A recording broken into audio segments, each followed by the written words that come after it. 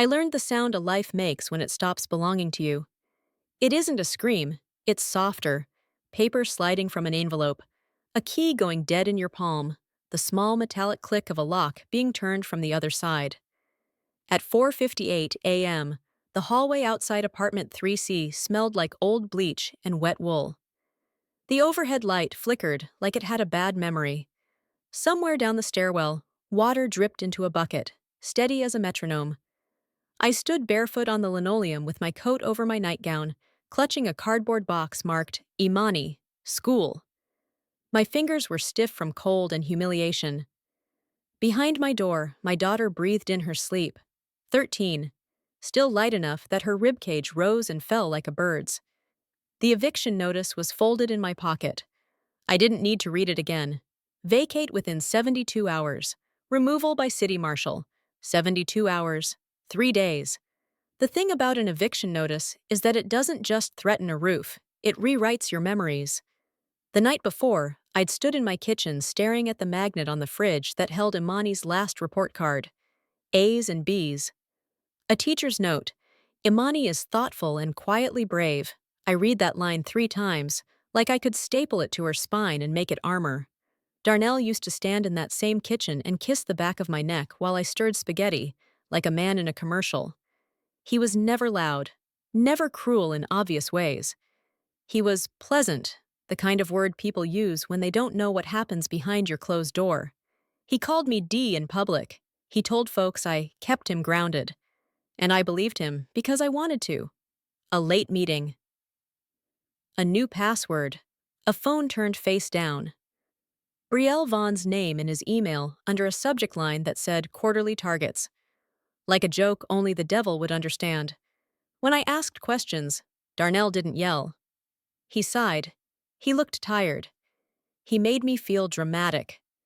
And when I finally saw them together in the parking garage, her hand sliding into his coat pocket like it belonged there, he didn't chase me.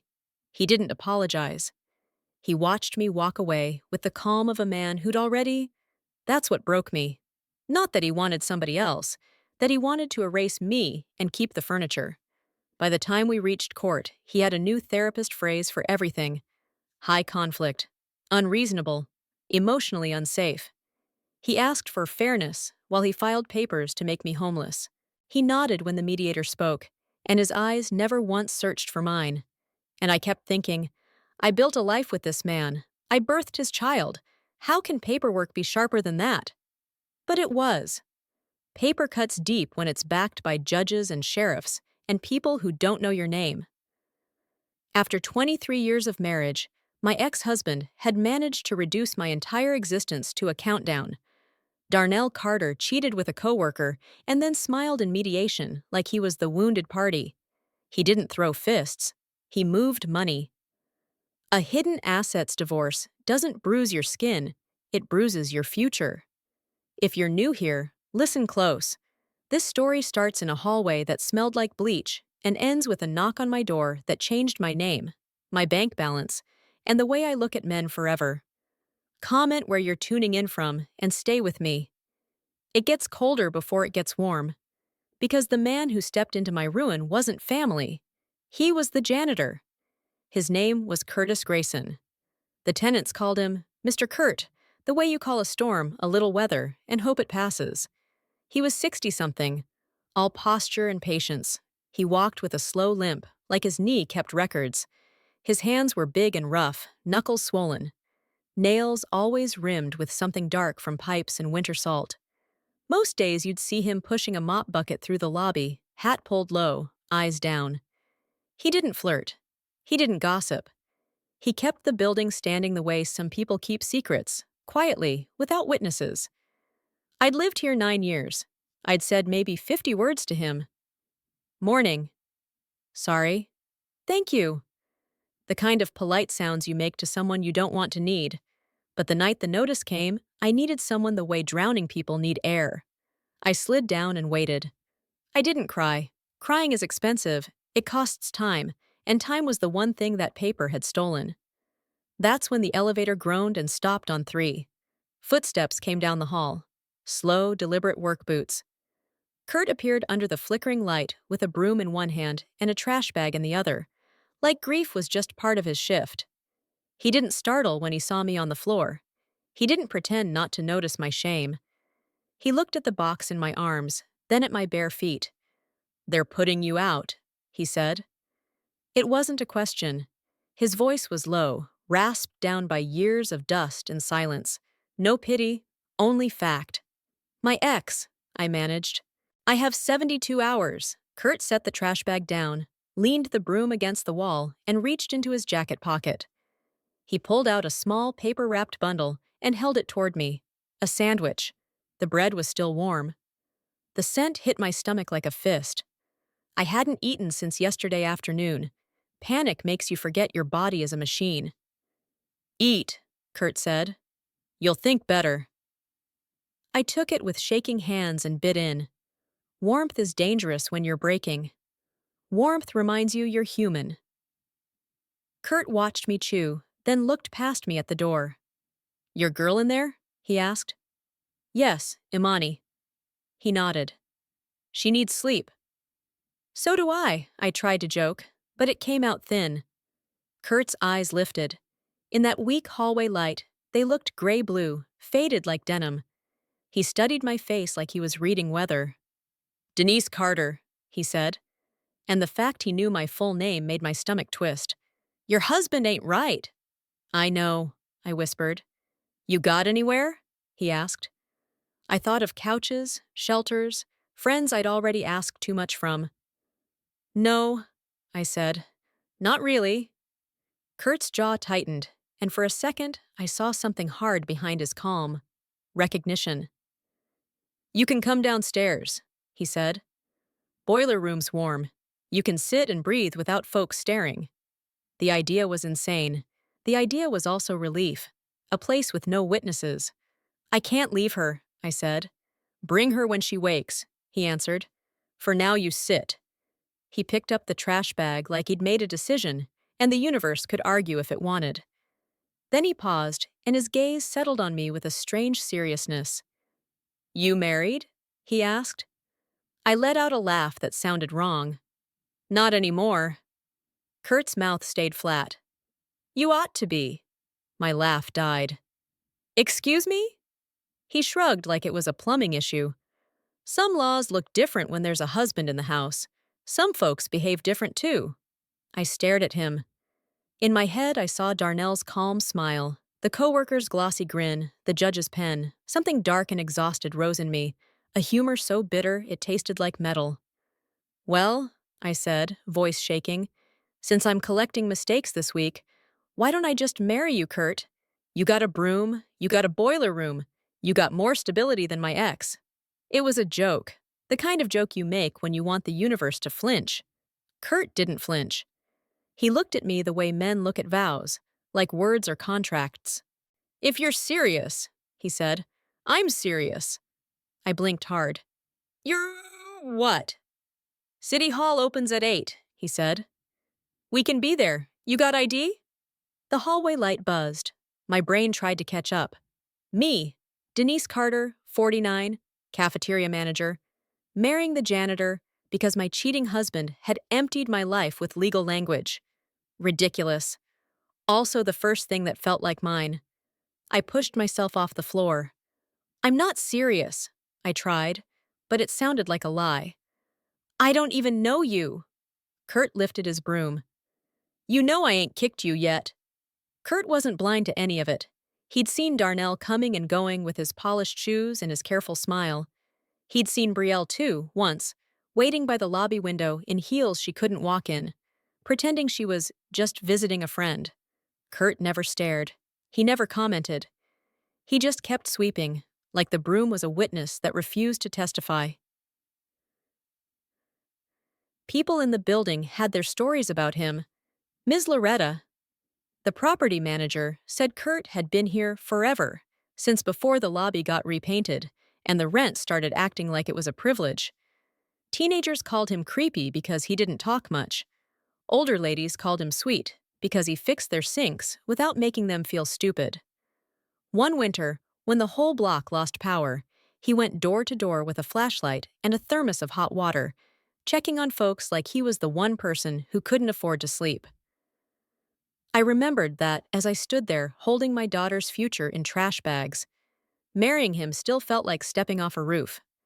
I didn't love him, I barely knew him, and every warning I'd ever been taught as a woman screamed in my head. Don't tie yourself to a stranger, don't sign anything when you're scared, don't let desperation pick your man. But desperation had already picked my ex-husband, and look how that turned out. So when Kurt said, 8 sharp, it didn't feel romantic. It felt tactical, like choosing a seatbelt right before the crash. And I hated myself for how quickly my fear started calling it hope. So I swallowed. Okay, I said. Okay, let's do it. The next 2 hours passed like a fever. I woke Amani gently, told her we had to go to a meeting, and stuffed clothes into trash bags. She watched me with eyes too old. Is Daddy doing this? She asked. Yes, I said. But Mama's handling it. At 7:45, we walked down the stairwell with our bags. Kurt waited in the lobby in a clean work shirt, collar pressed like he'd ironed it with discipline. His hat was off. Without it, he looked older, but also intentional. He nodded at Imani. Morning. Imani clutched my hand. Morning. City Hall was fluorescent. The clerk behind the glass looked at Kurt, then me, then my daughter, and slid the forms through like she wanted the world to hurry up. My hand shook as I wrote my name. Denise Renee Carter. Curtis Allen Grayson. A marriage of convenience. A legal shield. A desperate patch on a sinking boat. But when the clerk asked if this was voluntary, Kurt's voice didn't hesitate. Yes, he said. She is. We stood in front of an officiant who looked like he'd seen stranger things before lunch. My daughter sat in a plastic chair, swinging her legs like she was trying to keep her heart from falling out. I do, Kurt said, steady. I saw Darnell's face. I saw the parking lot. I saw the notice in my pocket like a knife. I do, I said. Paper was signed. A stamp hit the page. A certificate landed in my hands. More paper in a life shredded by paper. But my name on that line felt like a door clicking shut against a storm. Kurt touched my elbow lightly. Go on home, he said. You and your girl. I'll be by later. Later? I repeated. I got things, he said. Not many. Back at the building, the lobby felt like it was listening. I got Imani settled with a blanket and cartoons, then stood in the kitchen staring at my hands, waiting for reality to correct itself. By 9:20 a.m., the doorbell rang. Not a quick tap, not a casual knock. A confident, measured knock, the kind that says, I have authority, and you will answer it. My stomach dropped through the floor. I opened the door, and a man in an expensive charcoal suit stood in the hallway like he'd been poured there. Leather portfolio. Watch worth more than my car. Calm face, sharp eyes. He looked at me, then at the fresh certificate on my counter, and something in his expression shifted into respect. Mrs. Grayson? He asked. My mouth went dry. Yes. He offered a business card. Malcolm Reed, ESQ. I represent your husband, he said, and I need to speak with you about asset management. I laughed once, short and ugly. Assets? Sir, I just got evicted. His gaze didn't change. Not anymore today, he said quietly. He leaned in a fraction, lowering his voice like we were in church. Do you even realize, he asked, that you are now the wealthiest woman in this city? Don't leave now. Tap like, subscribe, and comment where you're listening from, because the next knock is mine. When Malcolm Reed said asset management, my first instinct was to look behind him, like the real conversation was standing in the hallway with a camera crew. Because in my world, assets meant 2 folding chairs, a second-hand couch, and the hope that Imani's asthma wouldn't flare in winter. Assets did not mean a man in a tailored suit calling me Mrs. Grayson, with the respect people reserve for judges and donors. I didn't invite him in right away.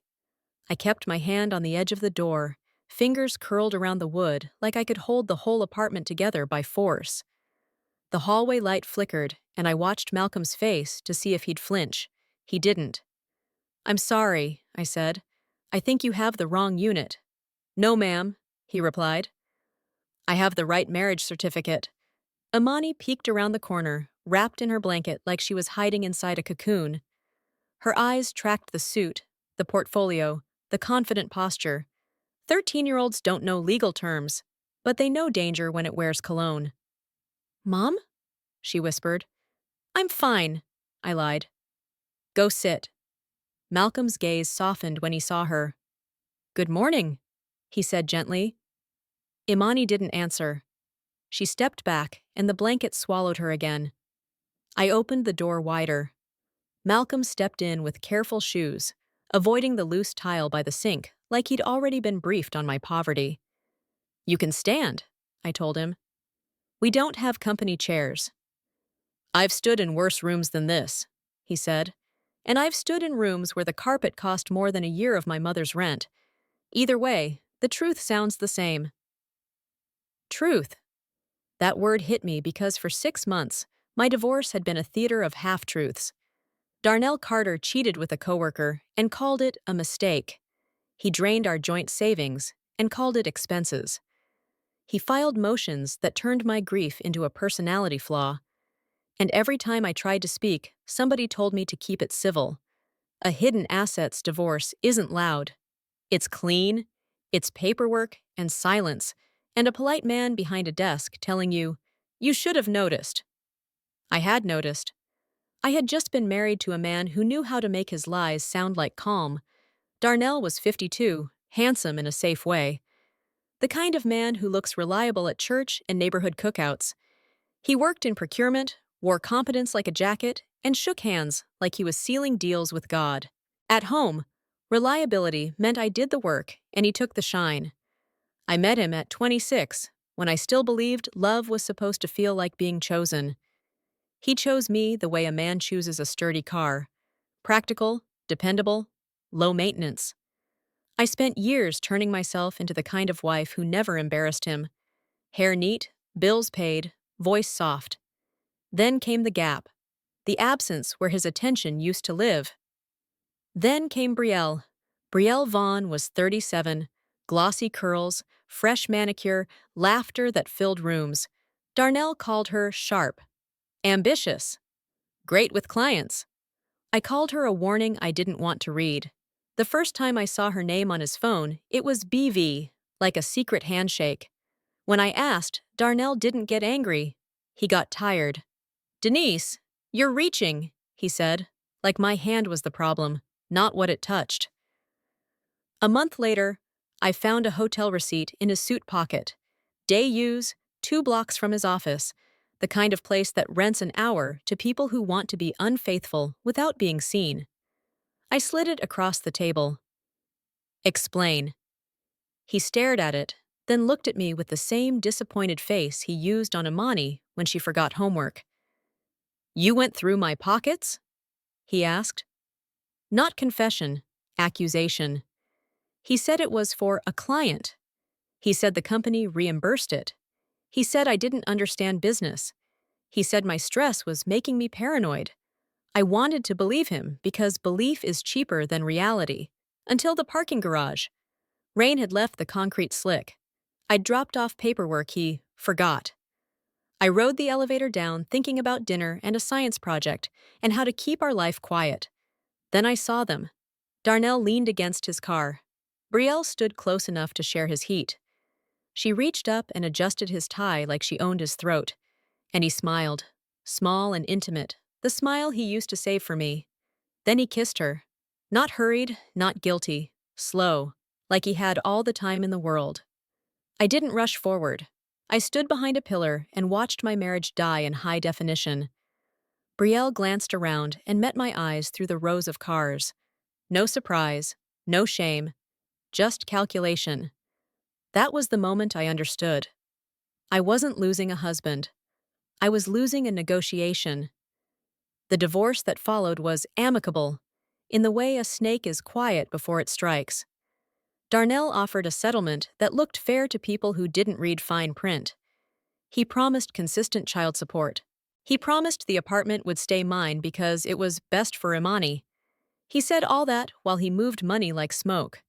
By the time my attorney demanded disclosures, Darnell's accounts were clean. Too clean, like a crime scene after bleach. My legal bills climbed. My certainty drained. So yes, when Malcolm Reed stood in my kitchen and said, "assets," the old panic woke up. "What does Kurt have to do with me?" I asked. "I married him yesterday because I was desperate." Malcolm nodded once. "I understand. That was a marriage of convenience, a legal decision made under pressure." He said it without judgment. Then his eyes sharpened. "Still binding," he added. "Still powerful." I swallowed. "Where is he?" "Mr. Grayson is finishing a task," Malcolm said. "He asked me to speak to you first." "Why?" My voice cracked. "Why would he do any of this?" Malcolm opened his portfolio and laid 2 documents on my table. One was the marriage certificate copy. The other was a letter with a seal I didn't recognize. "Because," Malcolm said, "your husband has been preparing for this for a long time." The kitchen suddenly felt smaller, like the walls leaned in to hear. "Curtis Grayson is not just the janitor," Malcolm continued. "That role is chosen. A cover. A penance, if you want the honest word." I stared at him. "You're telling me he's a criminal?" "No," Malcolm said, and that single syllable had weight. "I'm telling you he learned what greed does to families, and he decided he'd rather push a broom than be hunted." Malcolm slid a third item across the table, a black and white photo in a clear sleeve. A younger Kurt stood in front of a brick building with a sign, "Grayson Utilities." Beside him was a woman, smiling, and 2 small children. My breath stopped. "That's him." "Yes," Malcolm said. "There was litigation. There was a settlement. There were assets placed in trust. And there were conditions. Mr. Grayson disappeared on purpose." "And now?" I asked, barely above a whisper. "And now," Malcolm said, "his conditions have been met."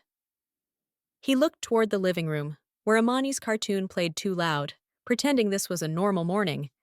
"He told me," Malcolm continued, "that the first person who offered him dignity instead of disgust would be the person he stopped running for." My throat tightened. I wanted to laugh. I wanted to call it a trap. But Malcolm's eyes didn't carry greed. They carried duty. "And what does that make me?" I asked. "A reward?" Malcolm's mouth lifted slightly. "Recognition." "A partner," he said, "if you choose to be." He paused, then delivered the next part like a warning label. "Mrs. Grayson, your ex-husband didn't just cheat. He's been laundering money through accounts tied to Brielle Vaughn. We have private investigator evidence. We have transfers. We have a second phone. We have lies you can prove." My hands went numb. "Darnell, will fight," Malcolm finished. "He will paint you as unstable. He will escalate the alimony and custody battle. He will say you married for money. He will try to take Imani." The word "take" made my vision narrow. "And what can we do?" I asked. Malcolm's gaze was steady, almost cold. "We can freeze bank accounts. We can force disclosure.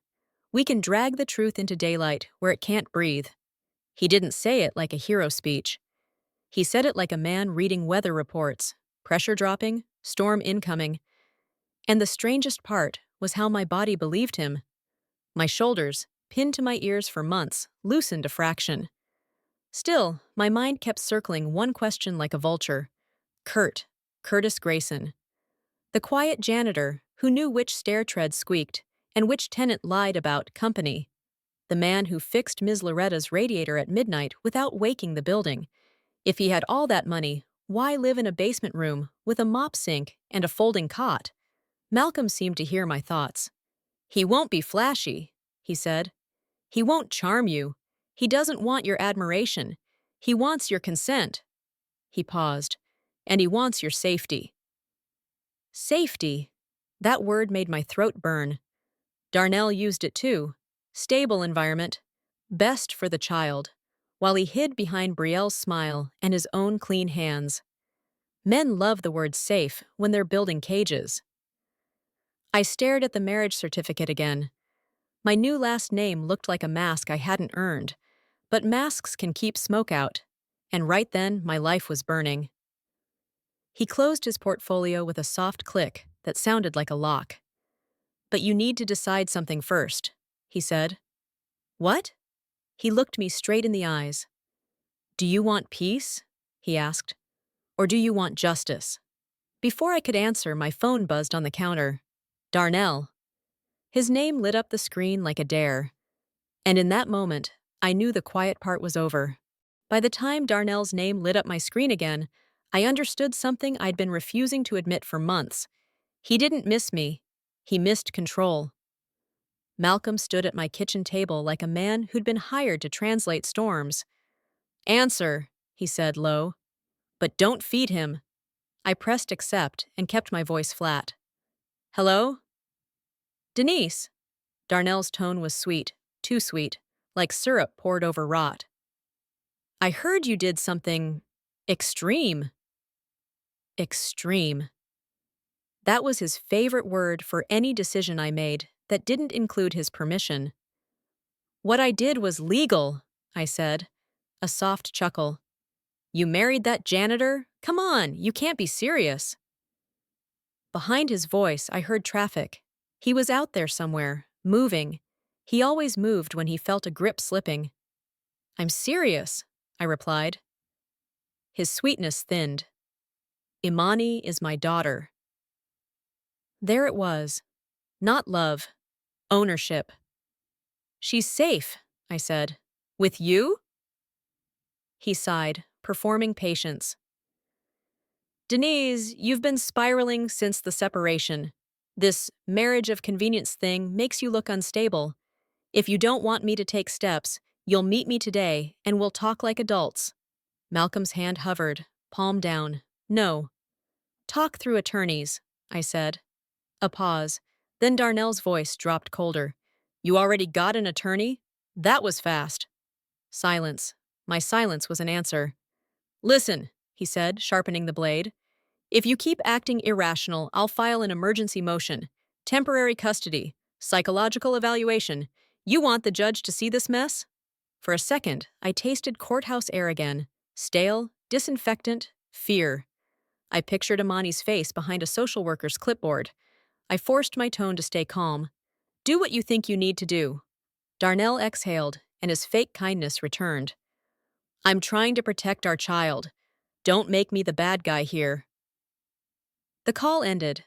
My hand trembled when I set the phone down, but my chest felt strangely hollow, like I'd finally stopped expecting him to behave like a human being. Malcolm watched my face. "He threatened custody," he said. "Yes." My mouth felt dry. "And he sounded pleased about it." Malcolm nodded once. "He wants leverage. Fear makes people sign. We don't sign. We document." Curtis Grayson entered then, quietly, with the same key-click certainty he used when he unlocked maintenance closets. Only he didn't look like a janitor anymore. Clean sweater, neat jeans, coat that cost more than it should. His hat was off. His eyes were the same gray-blue, calm, evaluating, not flinching. He looked at Malcolm. "You told her." Malcolm answered, "I did." Kurt turned to me. "You all right?" I almost laughed. I almost cried. I chose the truth. "I'm scared." Kurt's jaw flexed. "Good," he said. "Fear keeps you alive." That wasn't comfort, but it was real. Imani appeared in the doorway, blanket around her shoulders. Her gaze bounced between Malcolm's suit and Kurt's quiet gravity. "Is he really your husband?" she asked. My throat tightened. "Yes, baby, for now." Kurt's eyes flicked to mine, a quick sting. Then he crouched to Imani's level. "You okay with that?" he asked her. Imani hesitated. "If it keeps us from being kicked out." "It will," Kurt said, like a promise he'd already written in ink. Malcolm slid his portfolio shut. "We move you today," he said. "Darnell's already escalating." "Move where?" I asked, though I could guess. Kurt set a black key fob on the table. "Downtown," he said. Penthouse. I stared at the fob like it was a joke with sharp teeth. You live in the basement. I work in the basement, Kurt corrected. I sleep there when I want to be invisible. Invisible. The word made my skin prickle. Malcolm kept his voice clinical. Darnell knows your old address. He knows your habits. When control slips, men show up. Sometimes smiling. Kurt added, blunt. Sometimes breaking things. I looked at my daughter. The decision wasn't about pride anymore. It was about distance. Cameras, doors, witnesses. Pack 2 days, Malcolm said. Essentials only. 2 hours later, we rode through the city in a black sedan that smelled like leather and someone else's life. Outside the window, people carried coffee like the world wasn't collapsing inside their rib cages. Imani hugged her backpack. Are we rich now? She asked, small. I wanted to say no. I wanted to keep her childhood clean of money's poison. But lying had been my ex-husband's religion, and I refused to baptize her in it. I don't know, I admitted, but we're going to be safe. Imani's eyes stayed on the window. Daddy told me you're crazy. My stomach tightened. Your daddy is scared, I said, and scared people lie. The building downtown rose like a glass blade. A doorman greeted Kurt with respect that didn't match mop buckets. Mr. Grayson, welcome back. Back. Kurt didn't respond, just guided us inside. The elevator climbed silently. My ears popped, so did my heart. The penthouse was bright, spotless, and wrong, like a hotel room pretending to be a home. Floor-to-ceiling windows, river view, furniture arranged for nobody. Even the air felt expensive. Imani walked to the glass and whispered, I can see the whole city. Kurt's voice was low behind her. Yeah, he said. And the city can see you. That sentence crawled under my skin. Kurt showed me the security panel. Doorman, cameras, hall access logged. Nobody gets up without being seen. Darnell can't just show up? I asked. Kurt's gaze was flat. He can show up, he said. He just can't hide. He opened a smaller bedroom near the back, plain, modest. This is where I stay, he said. You don't use the master? I asked. Kurt glanced toward the elegant room down the hall. That room is for ghosts, he said. I don't sleep with ghosts. My arms prickled. What ghosts? Kurt didn't answer. Instead, he handed Imani a bottle of water like he was giving orders to a soldier. You stay here, he told her. Lock the door. Don't open for anyone but me. Imani swallowed. What if Daddy comes? Kurt didn't sugarcoat. Then you don't speak through the door. You call me. You call Malcolm. You wait. Imani nodded quickly. She was frightened, but I saw trust settle in her shoulders. Kids recognize certainty. Kurt turned to me and held out a heavy old key, the one that had the weight of history. You need to know what you married, he said. Storage unit. We go now. We? I repeated. He nodded. You're not fighting blind. The storage facility sat in an industrial stretch where the streets smelled like diesel and wet cardboard. Fences, cameras, metal doors in rows, secrets stacked like crates. Kurt led me to Unit 117. My hand shook as I slid the key in and turned. The lock gave with a deep click, like a throat clearing. The door rolled up and groaned. Kurt flicked on the light. Shelves, boxes, a filing cabinet. Binders stacked with ruthless organization. A trunk. A framed photo on the nearest shelf. Kurt in a suit, younger, standing with a smiling woman and 2 children. My breath caught. That's you. Kurt's voice went flat. That was me. What happened to them? I asked softly. Kurt didn't move. They're dead, he said. The words landed heavy, no echo, just weight. How? My voice cracked. Car accident, he said. Then, after a pause, colder. On a road that shouldn't have been icy. Brakes that shouldn't have failed. My stomach rolled. Are you saying? He lifted a hand, stopping me. I'm saying nothing I can't prove. I stared at the photo until my eyes stung. A family frozen in a frame, smiling at a future that didn't arrive. Kurt's gaze shifted to the shelves. That's why I chose quiet, he said. No spotlight, no patterns, no soft places for predators to bite. Predators. The word again. Malcolm's tone had been legal, Kurt's was personal.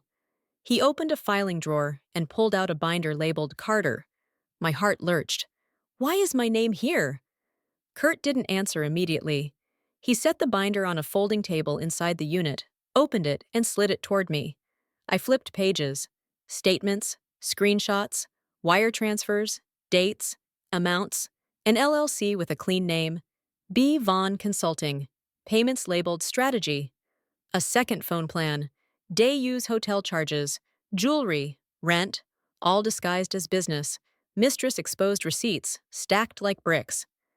I felt heat crawl up my neck. Humiliation, rage, nausea. Darnell had made me count pennies for school fees while he funded her life like a hobby. He's been skimming from work, Kurt said, voice clinical, and laundering it through her. Why? I whispered, though I knew. Because he could. Kurt's eyes held mine. Because men like that believe nobody will look, he said. They're trained to sound reasonable. Women are trained to doubt themselves. I swallowed hard. How did you get this? Kurt tapped a small black device on a shelf. Building cameras, he said. People forget the janitor sees everything. My skin prickled. You recorded me too? I recorded everybody, Kurt replied. Not for gossip, for survival. He pulled out a tablet and played a clip. Grainy security footage from the garage. Darnell's car. Brielle slipping into the passenger seat laughing. A quick look around. Then they disappeared into the car's shadow, reappearing later adjusting clothes, faces smooth as if nothing holy had been violated. I turned my head away, throat burning. It wasn't explicit. It didn't need to be. The body understands betrayal without subtitles. Kurt shut the tablet off. That's why you stay calm, he said. You're not hysterical, you're accurate. I forced my eyes back to the binder. Malcolm said Darnell will aim for custody. Kurt nodded. He will, he said, and Brielle will try to look wholesome. She'll play stepmom like it's a promotion. The thought made my stomach clench. Kurt reached to a different folder and slid it toward me. The label, prenup. We never had a prenup, I said automatically. Kurt's gaze sharpened. You didn't, he said. He did. He opened it. My name was there in looping cursive that looked like mine and didn't. Signature placed where consent should have lived. A clean lie on official paper. My breath went shallow. He forged me. Kurt's voice was calm. That's why he's confident, he said. He thinks paper makes you powerless. Cold rage spread through my ribs, slow and clean. I had lived with this man for 2 decades and didn't know he was capable of that kind of quiet crime. Or maybe I knew. And I just kept choosing peace over truth until peace evaporated. Kurt handed me a flash drive. Everything's on this, he said. Financial transfers, footage, timestamps, private investigator evidence Malcolm's team already pulled, and a few things of my own. I closed my fingers around it. It felt heavier than plastic. It felt like a trigger. Why are you doing this? I asked, my voice softer now. You could have kept your money quiet. You could have kept sweeping and never touched our mess. Kurt stared at the framed photo of his family. Because I'm tired of watching people get erased, he said, and because you didn't step over me when I was already invisible. I blinked. I didn't even know you. You knew I was human, Kurt replied. That's rare. We drove back to the penthouse in silence. The city looked different now. Every reflection in a window felt like an eye. Every passing car felt like a possibility. Imani met us at the door, anxious. Did Daddy come? She asked. Not yet, I said, pulling her into a hug. Kurt locked the door, checked the security panel, then checked it again like repetition could become certainty. Malcolm says hearing is tomorrow if he files, I said. Kurt's eyes were flat. He'll file today, he said. He didn't sleep. As if summoned by his words, Malcolm arrived that evening with a stack of papers and the calm of a man who'd seen families eat each other alive in courtrooms. He spread documents across the island. The overhead lights made the pages glare like bone. "Denise," he said, "I need a timeline. Dates, threats, everything. And I need you to keep it factual. Courts punish drama." I nodded. "Start with the burner phone," I said. I told him about finding it wrapped in a sock inside Darnell's jacket lining, about confronting him, about his smile. "It's for work, Dee. Stop snooping." Malcolm typed. "Device subpoena," he murmured. I told him about the hotel receipts, the coded reimbursements, the times he'd demanded budget discipline while he bought Brielle jewelry. Malcolm's eyes sharpened. "That's our thread," he said. "We pull it, and the sweater unravels." Kurt sat by the window, silent. When Malcolm said unravels, Kurt's jaw tightened, like he hated how long it took for truth to bleed through paper. Imani sat at the far end of the counter, with a workbook open, pretending she couldn't hear. But fear makes children fluent in adult conversations. At one point, Malcolm asked, "Why did you marry Curtis?" The question hit like a slap, not because it wasn't fair, but because the answer had layers. I swallowed. "Because I was scared," I said. "Because I needed shelter. Because my ex-husband was turning my life into an eviction notice." Malcolm nodded. "Good," he said. "That's human. And it's explainable." Kurt spoke without looking up. "And because she chose it," he said. "Nobody forced her." I glanced at him. His voice was steady, but there was something under it, like he needed that line on record as much as I did. Malcolm leaned forward. "Here's what we do," he said. "Tomorrow morning, we file first. Injunction regarding marital assets. Request to freeze bank accounts connected to BV Consulting. Motion for protective order. If Darnell files an emergency custody motion, we counter with evidence. Financial fraud, hidden assets divorce indicators, forged prenup, and documented harassment. Freeze bank accounts." The words sounded like turning the lights on in a room full of roaches. My stomach still churned. "And if the judge thinks I married for money?" Malcolm's answer was calm. "Then we show the judge you married for safety," he said, "and that Darnell is the one using money as a weapon." That night I barely slept. At 2:11 a.m., Darnell texted, "We need to talk. You're making a mistake. Think about Imani. Then, if you don't answer, I'll protect my daughter from this." Protect. The word again, sharpened into a threat. I didn't respond. I screenshot everything, saved it, backed it up. My hands moved like a clerk in my own case. A new voicemail came in from an unknown number. Transcription. "Denise, it's Brielle. Please call me. This is important." Brielle wanted to control the story too. Of course she did.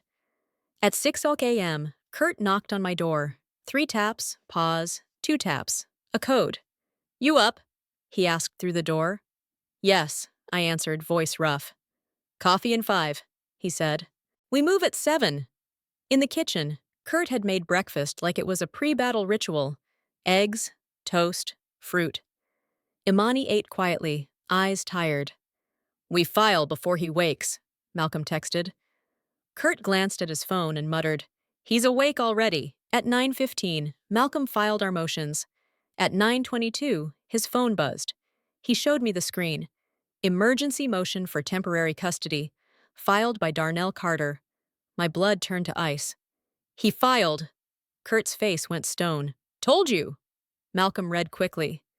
"He's claiming mental instability," he said. "He mentions sudden marriage to a janitor. He implies manipulation by an older male." Imani's fingers twisted her backpack strap until it creaked. "He's going to make them take me," she whispered. I pulled her close. "No," I said, but my voice shook. Kurt turned in his seat to face her. "Listen," he said, calm. "He can file paper. We can file truth." Imani swallowed. "What if they believe him?" Kurt's eyes didn't blink. "Then we make the truth loud enough they can't pretend they didn't hear it." The hearing was set left that afternoon.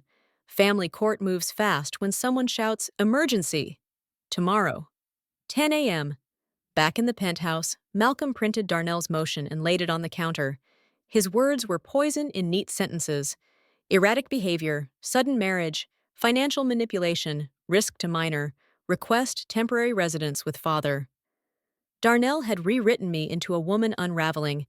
He'd rewritten himself into stability. I stared at the page until my vision sharpened into anger. "He's lying," I said. "Yes," Malcolm replied. "And tomorrow, he'll lie professionally." Kurt's voice cut in. "He'll show up in his best suit and act concerned," he said. "He'll pretend he's the victim. He'll try to make you cry. Don't." Malcolm pointed to a chair. "Denise," he said, "we rehearse. Not acting, truth. We keep it tight. Dates, facts, calm." For hours, I spoke my life like testimony. Malcolm corrected my tone when it rose. Kurt listened like a shadow judge in the corner. When Malcolm asked again, "Why did you marry Curtis?" I answered without blinking. "Because my husband cheated with a coworker," I said. "Because he hid assets. Because he threatened to take my child. Because Curtis offered shelter when Darnell offered threats." Kurt's eyes flicked to mine, something like pain, then iron. "Good. Malcolm said. "That's your spine. Hold it." We took a break, but it wasn't rest. Malcolm made calls in the corner, voice clipped, asking for docket numbers and clerk confirmations like he was ordering weather reports. I sat at the island and watched my own hands.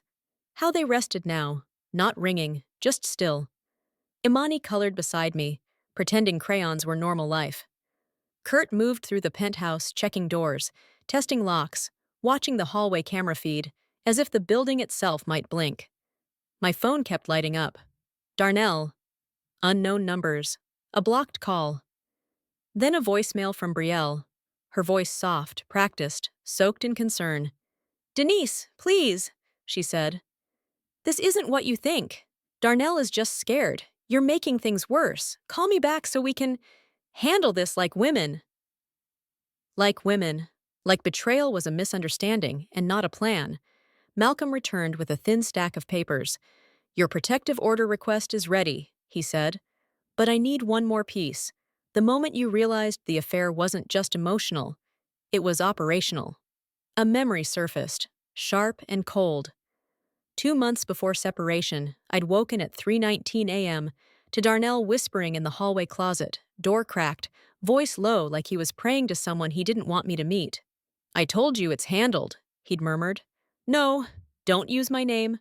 Route it through her, through Brielle." In the morning, he'd said, "Bathroom," and looked at me like I was childish for wanting details. That was the night my marriage started smelling like money instead of love. I told Malcolm. He wrote fast, eyes narrowing. "That shows intent and pattern," he said. Kurt listened without expression, then said quietly, "Men don't whisper like that unless they're hiding something that can ruin them." Malcolm tapped his pen. "Tomorrow, Darnell will do 3 things," he said. "He'll say you're unstable. He'll imply Curtis is exploiting you.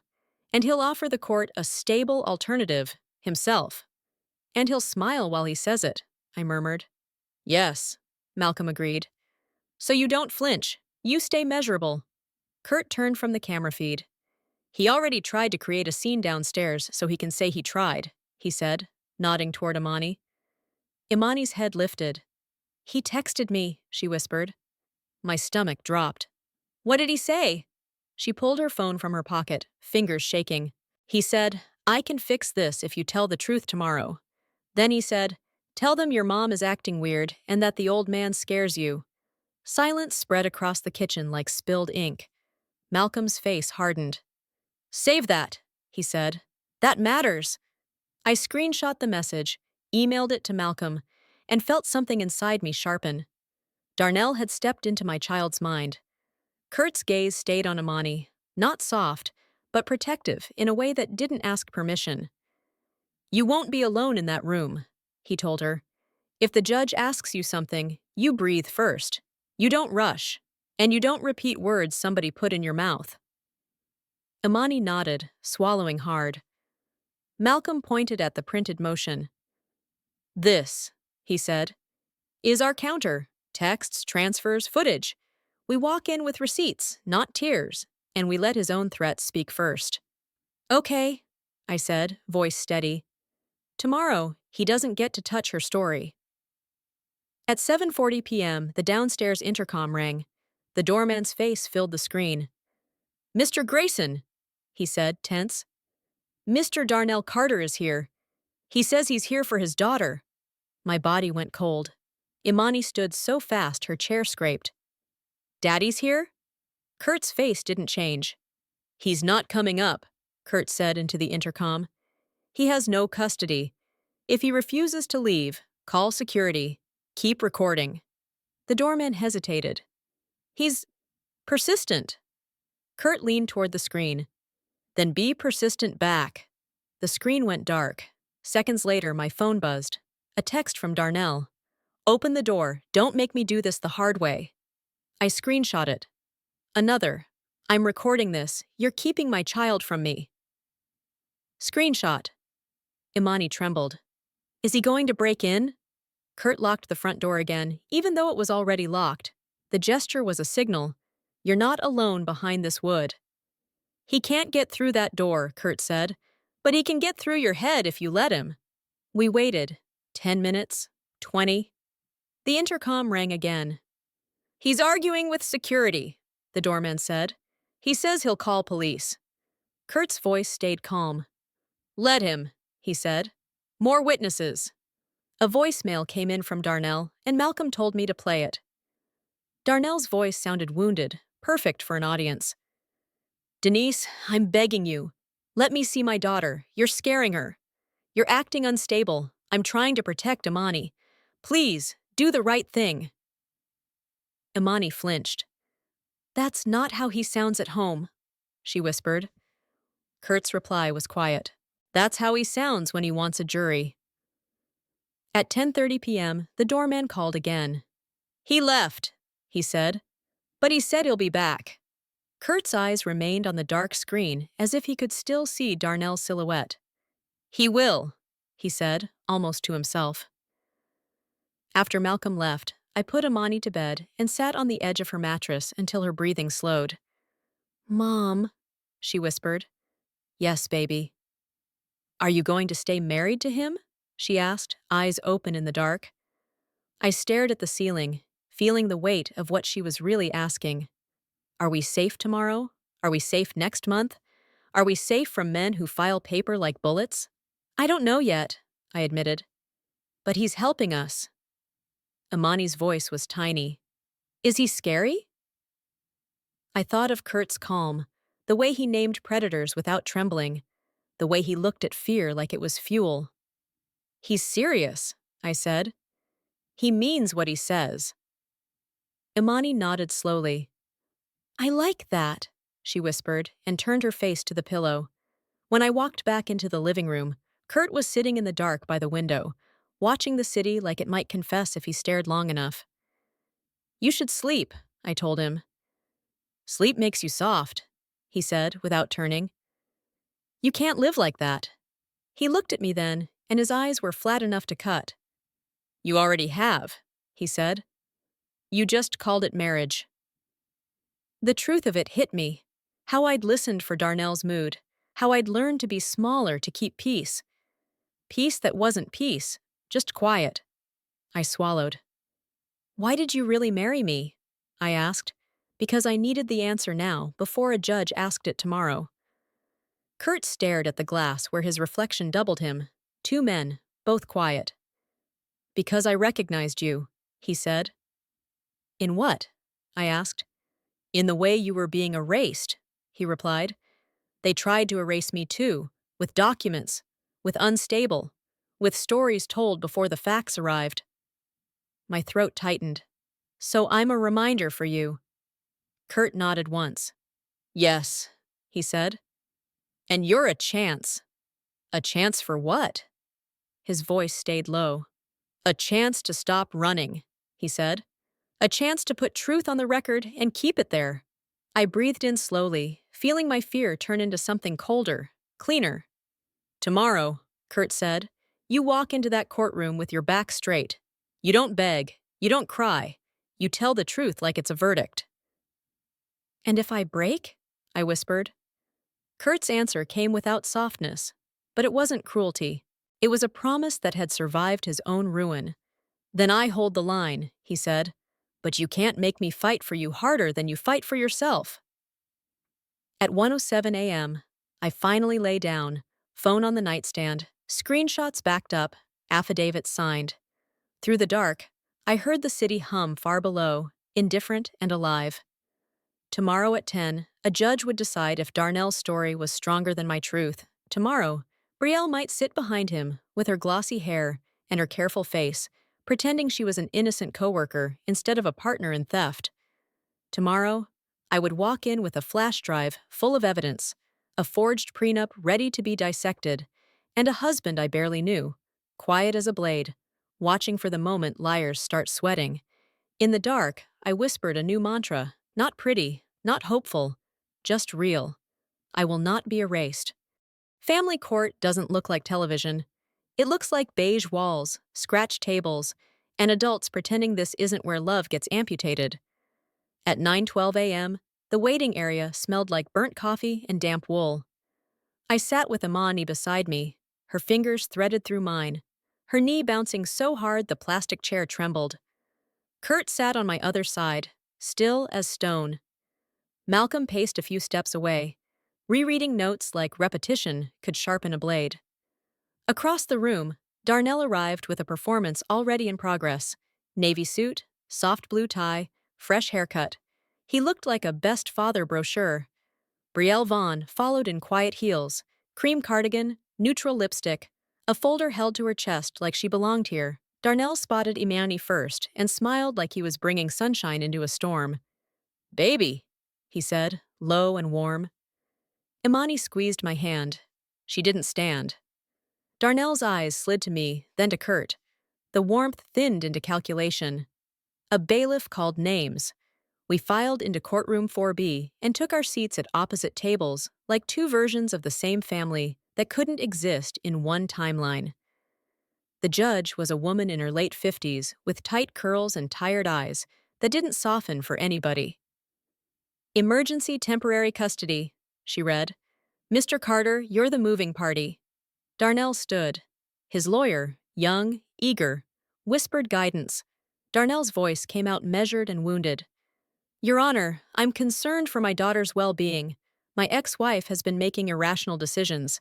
She entered into a sudden marriage with the building janitor right after receiving an eviction notice. I believe she's being manipulated. I just want Imani safe." The judge's gaze moved to me. "Ms. Carter." "Mrs. Grayson," Darnell corrected softly, like he was doing me a favor. The judge ignored him. "You'll respond shortly. Counsel?" Darnell's lawyer rose. "We request temporary placement with the father pending evaluation," he said. "Concerns include emotional volatility, financial instability, and poor judgment." Malcolm stood calmly. "Your Honor, this motion is retaliatory. Mr. Carter has used financial coercion throughout these proceedings and is now weaponizing custody. We filed this morning for an injunction and to freeze bank accounts connected to suspected asset concealment." The judge's eyebrow lifted. "Asset concealment?" Malcolm nodded. "Hidden assets, diversion of marital funds, and a forged signature on a purported prenup." Darnell's jaw twitched. One quick muscle. Brielle's eyes narrowed, then smoothed. The judge leaned forward. "Is there a prenup, Mr. Carter?" Darnell's lawyer cleared his throat. "There is a document." "A document," Malcolm echoed, placing a copy on the clerk's tray. "With a signature that does not match Mrs. Grayson's verified signatures. We request a handwriting expert and immediate preservation of evidence." The judge turned to me. "Did you sign it?" I stood. My legs felt borrowed. "No," I said clearly. "I never signed a prenup. I didn't know it existed until yesterday." Darnell looked away. Not guilty. Annoyed. The judge's gaze shifted to Imani. "I'm not asking you to choose," she said gently. "I'm asking if you feel safe with your mother." Imani's throat bobbed. Kurt leaned close, barely moving his lips. "Breathe first." Imani inhaled slowly. "Yes, ma'am," she said. "I feel safe with my mom." Darnell started. Sweetheart? The judge lifted a hand. No coaching. Imani's voice steadied. My dad texts me things he wants me to say. He told me to say my mom is acting weird and that Mr. Grayson scares me.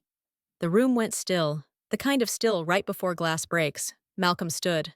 We have screenshots, he said, and handed the clerk a printed copy. Darnell's lawyer objected. The judge overruled without looking up. Children can be influenced, the lawyer tried. By the parent who texted talking points? The judge asked, flat. Darnell flushed. I was trying to help her express. You were trying to script her, the judge corrected. She turned to me again. Mrs. Grayson, why did you marry Mr. Grayson? I kept my voice tight. Because my ex-husband told me I'd be homeless. Because he cheated with a coworker, moved money, and then threatened to take my child. Mr. Grayson offered shelter when we had nowhere to go. The judge's gaze slid to Kurt. Mr. Grayson, stand. Kurt rose without adjusting a thing. He looked like a man who'd spent years practicing stillness. Are you manipulating this woman? The judge asked.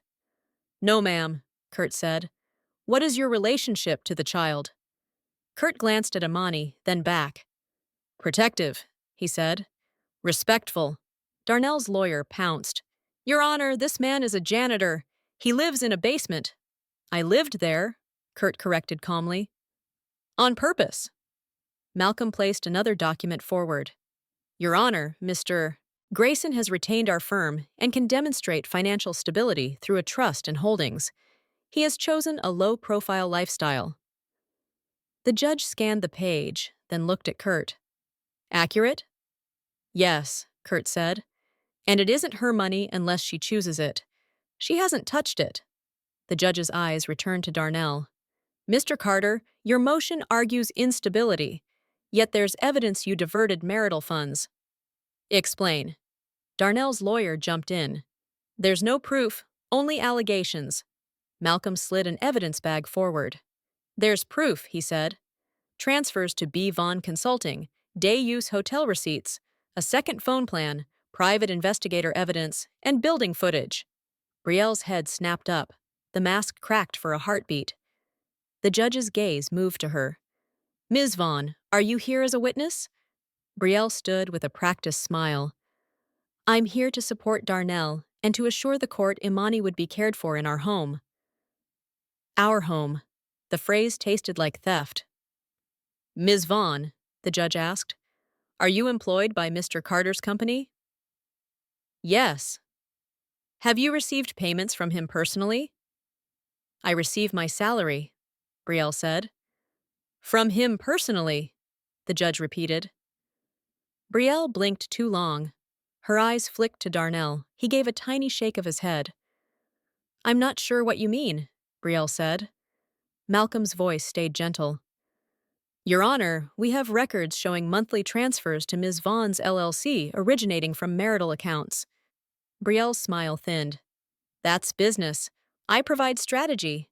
Strategy, Malcolm echoed. For day-use hotels? A murmur rolled through the room.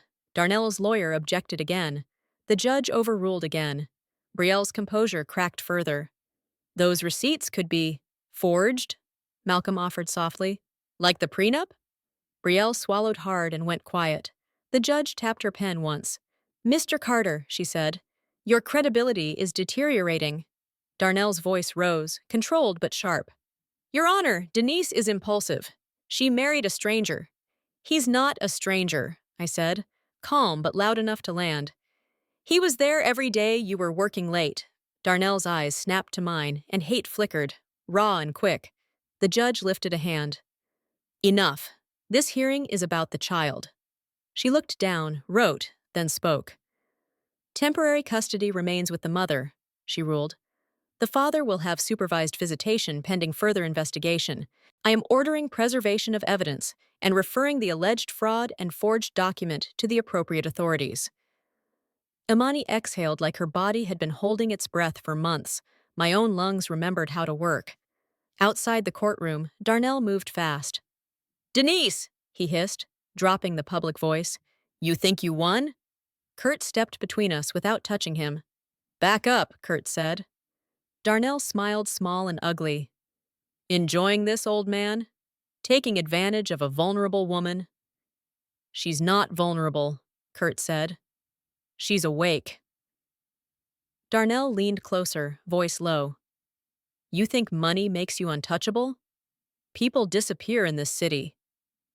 A chill slid down my spine. Kurt didn't blink. I know, he said. That's why I'm careful. Malcolm arrived at my shoulder. Any further contact will be documented, he told Darnell. Good day. Darnell walked away, Brielle trailing like a shadow that had lost its owner. Back at the penthouse, Malcolm moved immediately into defense.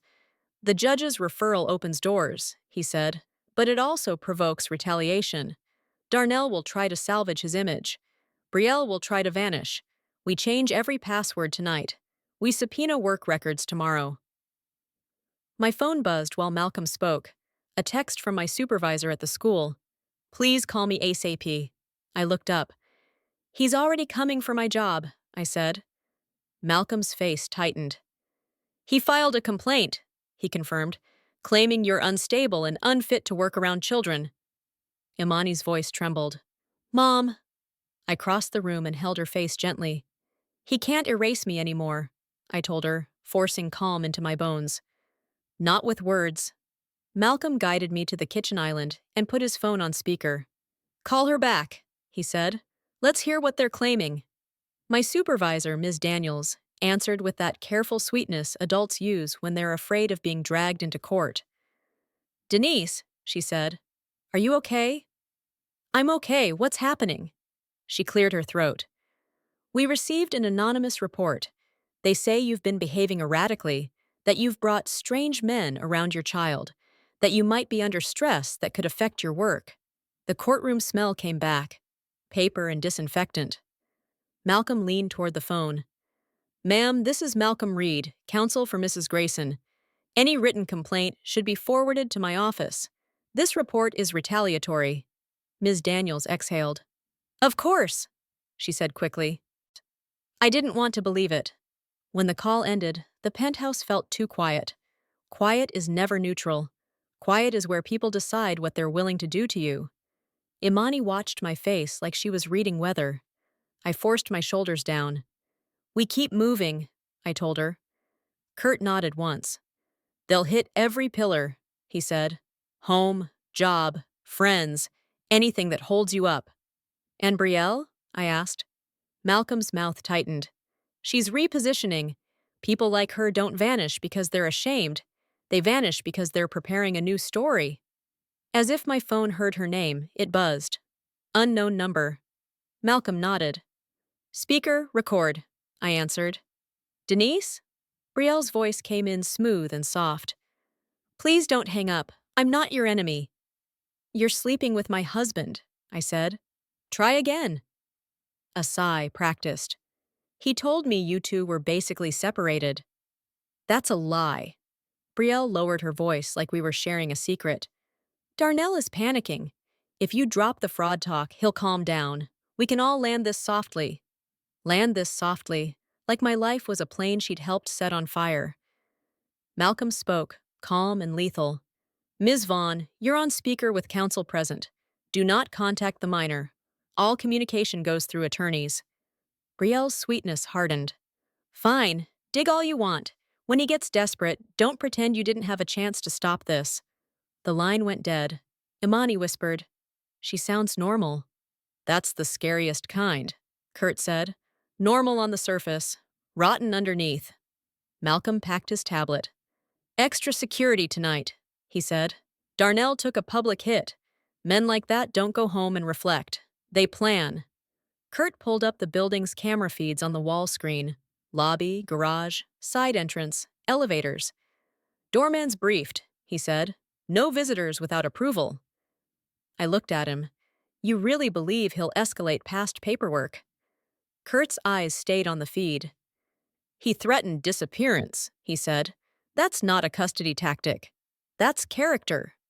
Night came in slow. City lights clicked on like watching eyes. Imani did homework at the dining table, pencil tapping a nervous rhythm. Every pan clang in the kitchen sounded like a warning. At 8:43 p.m., the intercom rang. Kurt answered.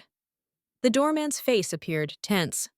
"Mr. Grayson, there are two people in the lobby asking for Denise Carter. One says she's with the county." My skin iced over. "Describe them," Kurt said. "Woman in a gray blazer," the doorman replied. "Clipboard. And a uniformed officer." Kurt switched to the lobby camera feed. On the screen, the woman and the officer stood near the desk, and 3 steps behind them, hands in his pockets, posture relaxed like he'd ordered dinner, was Darnell. Kurt's jaw tightened. "Of course," he murmured. "He brought witnesses." Imani's pencil slipped from her fingers. "Mom?" she whispered. Malcolm had warned me. Retaliation. I just hadn't expected it to wear a clipboard. Kurt leaned toward the intercom. "Do they have a warrant or court order?" he asked. The doorman listened, then shook his head. "She says it's a welfare check."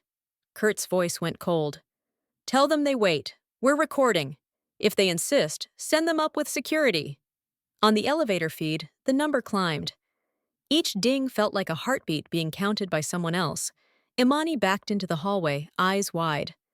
"Are they taking me?" "No," I said, even as my stomach tightened. Footsteps stopped outside our door. Then came the knock, firm and unhurried, the kind that assumes you will comply. Kurt moved beside me, not touching, just there. Malcolm lifted his phone to record. I opened the door on the chain. A woman in a gray blazer held up a badge. An officer stood beside her. And behind them, Darnell watched with a smile. "Ms. Carter?" the woman asked. "Child Protective Services." The chain on the door felt like the last thin line between my child and the state. The CPS worker held her badge steady, like she'd practiced making mothers shrink. The officer beside her looked tired, the kind of tired that comes from seeing families turn into paperwork. And behind them, 3 steps back, Darnell leaned on the hallway wall like a man waiting for an elevator, relaxed, confident, already imagining the ending. "Ms. Carter," the worker repeated. "We received a report. We need to ensure the minor is safe." Kurt's voice was low beside me. "Ask for the report number," he murmured. Malcolm lifted his phone, recording quietly. "Ma'am," he said, polite and firm. "I'm Malcolm Reed, counsel. Please provide your report number and the legal basis for entry." The CPS worker's eyes flicked to Malcolm, then to Darnell, then back, and I saw it. That tiny recalculation. This wasn't going to be a quick intimidation run if a lawyer was standing in the doorway. "We don't need a warrant for a welfare check," she said. "You do need consent," Malcolm replied, "and you need to speak with the child without coercion, which is why we'll do this properly." The officer cleared his throat. "Ma'am, if there's no immediate danger, you can schedule." Darnell stepped forward, voice smooth as oil. "Officer, I'm her father. I'm asking you to do your job. My daughter is in there with a strange man. My ex-wife married the building janitor yesterday. She's unstable." Imani's name didn't leave his mouth, but her life did. I kept my hand on the chain. "Imani is safe," I said, and my voice didn't crack. That was my first victory of the night. The CPS worker turned her clipboard slightly. "We need to see the child." Kurt moved 1 inch forward, so the hallway light caught his face fully. "You see me," he said, calm. "Not a stranger, a legal spouse. And if you step inside without consent, my counsel files in the morning." The CPS worker's lips pressed thin. She didn't like being challenged by someone she'd already categorized as janitor. "Imani!" I called, keeping my tone gentle. "Baby, come here." My daughter stepped into the hall behind me, barefoot, hoodie sleeves pulled over her hands. Her eyes darted to Darnell. He smiled and opened his arms like he was offering safety. Imani didn't move. The CPS worker crouched slightly. "Hi, sweetheart. I'm here to make sure you're okay." Imani's voice was quiet. "I'm okay." Darnell cut in, too fast. "Tell her about your mom's mood swings. Tell her about the old man." The officer's head snapped toward him. "Sir?" Malcolm's voice dropped colder than the hallway tile. Mr. Carter, stop coaching. Darnell's smile stiffened.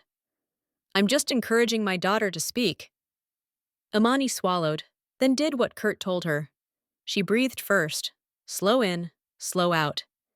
My dad texted me what to say, she said. He told me to tell people my mom is acting weird and that Mr. Grayson scares me. The hallway went silent in a way that felt like the building itself was listening. The CPS worker straightened. Is that true? She asked, eyes now on Darnell. Darnell's face flickered, one heartbeat of panic. Then his mask slid back on. She's confused, he said softly. Her mother is influencing her. Imani lifted her chin. No, she said. My mom tells me to tell the truth. That sentence hit me like a hand on my back, steadying. My child wasn't just surviving, she was witnessing. Malcolm angled his phone. We have the texts, he said. And we have a court ruling from this morning. Temporary custody remains with the mother. Supervised visitation for the father. The CPS worker's eyes widened slightly. You had court today? Yes, Malcolm said. And Mr. Carter lost his emergency motion. Darnell's jaw tightened. That ruling won't stand. The officer sighed. Ma'am, if there's a custody order, you need to follow it. The CPS worker's shoulders stiffened, annoyed. We still have to document. Document from the threshold, Kurt said. You don't need to enter to see she's breathing. The CPS worker scribbled, then asked Imani a few clipped questions. Does anyone hit you? Do you have food? Do you feel afraid? Imani answered calmly, eyes on the floor. No, yes, no. Darnell's face tightened with every no. When the worker stood, she looked at me with a new kind of caution. We'll note the custody order, she said. We'll close this as no immediate danger. Darnell stepped forward, voice sharpening. You're just going to leave her in there? The officer turned to him, firm. Sir, you can pursue this through court. Not in a hallway. Darnell's eyes snapped to mine, and the warmth fell away. This isn't over, he said, low enough that only I could hear. You're not taking my story from me. Kurt leaned in, equally quiet. You never owned her story, he said. You just rented it. Darnell stared at Kurt like he wanted to memorize his face for later, then turned and walked toward the elevator, Brielle's name practically hanging in the air behind him like a scent. The CPS worker and officer left too, footsteps fading, the building returning to its regular hum. When the door clicked shut, I slid the chain free and locked it twice, then once more for my nerves. My knees went soft. I held the edge of the counter and realized my hands were shaking, not from fear anymore, but from the release of not losing my child. Imani stepped into my arms, and I hugged her so tight she squeaked. She didn't complain. She held on like she'd been holding her breath all day and finally found air. I'm sorry, she whispered into my shoulder. For what?